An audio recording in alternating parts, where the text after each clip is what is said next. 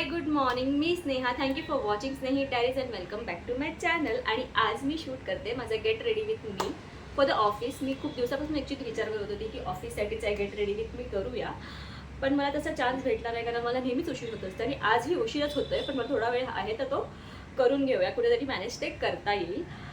So पटापट सुरू करूया याला, पण त्याआधी एक कप चहा घेऊया. तर मी पटापट चहा घेऊन येते.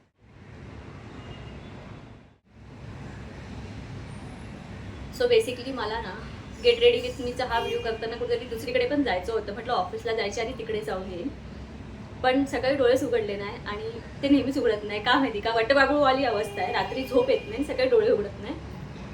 तर म्हटलं आता नाही जमणार ते. सो मी म्हटलं नॉर्मल हाच करते आणि मग तिकडे मी जाणार आहे त्याचा सेपरेट व्हिडिओ करते. तसा माझा विचार चालू होता, तसा मी विचार केला, चालू होता नाही तसा विचार केला. म्हटलं मग हा रॅन्डम, कारण मग परत वर्क फ्रॉम होम स्टार्ट होणार, मग मला हा शूट करता येणार. मग डायरेक्टली नेक्स्ट वीकची वाट बघावी लागेल त्यासाठी मला.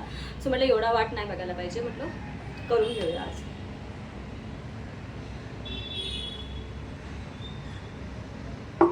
थोडीच घेतली. ओके, सो स्टार्ट करूया आता. आधी माझा हा आउटफिट बघा तुम्ही ऑफिसचा. हा ना टी शर्टला मी ॲक्च्युली इन केला आणि हा ना प्लाझो आहे फ्लेड, म्हणजे स्कर्ट टाईप फील देतो एकदम आणि याला चांगले पॉकेट्स आहेत. सो मी हा ॲक्च्युली मागवला होता मिंत्रावरून, पण मी मागवल्यानंतर हा ब्रँडच गायब झाला मिंत्रावरून.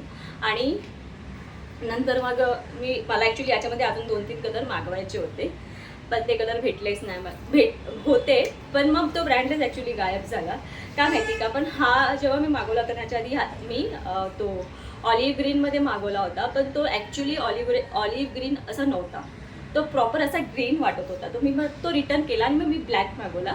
मला वाटलं बघूया कसं असेल, पण हा खूप छान निघाला आणि याला आय थिंक 1.5-2 वर्ष झाले काहीतरी, आणि याचा कलर पण नाही गेला, म्हणजे छान वाटतो आणि प्रोफेशनल असा वाटतो एक.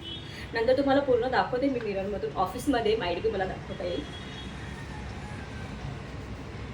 ओके, बॉडी लोशन अप्लाय केलेलं आहे मी. आता हेच बॉडी लोशन तोंडाला पण लावायचं.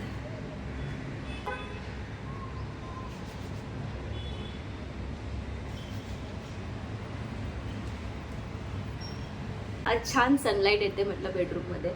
मागची लाईट मी ऑन केलेली, पण त्याचा अशी लाईट आहे ना पूर्ण अशी प्रॉपर अशी मागे दिसत होती, तर म्हटलं जाऊ दे, एवढं नाही करायचं आहे. सनस्क्रीन बहुत ज़रूरी है क्योंकि बहुत धूप है. तुम्ही लोक म्हणत असाल ही सारखी सनस्क्रीन का करते, पण मला असं वाटतं जेव्हापासून मी वापरायला लागली आहे त्याचे रिझल्ट्स मला भेटलेले आहे. कारण याच्या आधी माझी स्किन खूप टॅन असायची, पण आता ती जरा पण नसते आणि चांगली ग्लो करते. तर मला असं वाटलं की सनस्क्रीन आपण चांगल्या ब्रँडचा घेतला ना तर पुढे तिथे त्याचा फेसवरती परिणाम दिसतो आपल्याला, आणि मला असं वाटतं की तो परिणाम मला दिसतो आणि माझ्या फेसमध्ये खूप चेंजेस पण आलेले आहेत. म्हणून मी सारखी सनस्क्रीन करत असते. अदरवाईज त्याचा काही इंटेन्शन नाही आहे माझं. लास्ट वीकमध्ये पवईला जाण्यासाठी एवढी अवस्था बिकट झाली होती, कारण ना एवढी काय माहिती कुठून ऑटोच नव्हत्या आणि ना ऑटोची ना पाऊण तास लाईन असायची. मग आम्ही काय करायचो, डायरेक्टली ना हायवेवरती जाऊन रिक्षा पकडायचो आणि ना, कारण एवढ्या लाईनमध्ये कोण उभं राहणार राईट. पण खूप विचित्र अवस्था होती. असं वाटत होतं की डायरेक्ट काहीतरी ऑप्शन असतं तर खूप बरं झालं असतं, पण ट्रॅफिकचा एवढा प्रॉब्लेम आहे ना.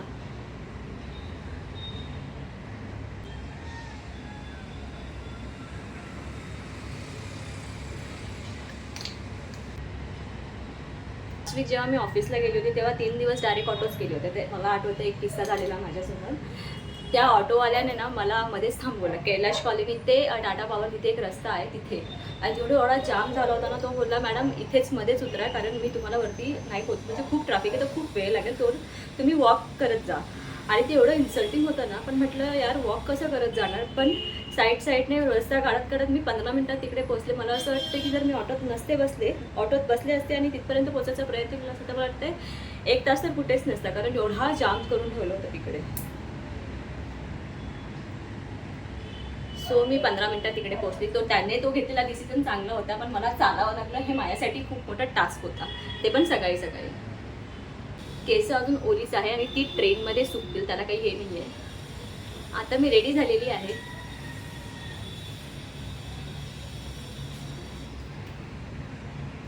पण एक लास्ट बाकी डिओ मारायचा राहिला, थांबा. वॉटेगलचा व्हॅनिला स्मॅश.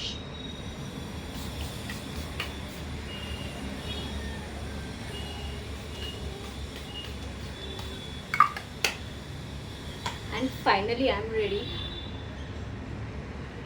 हा वॉच जो मी वेअर केला ना, तो ॲक्च्युली त्याचा सेल संपला होता आणि मी जायचा एवढा कंटाळा केली होती. मग म्हटलं या संडेला त्याला सेल टाकून येऊया आणि मग फायनली वेअर करायला स्टार्ट केलं आहे मी याला.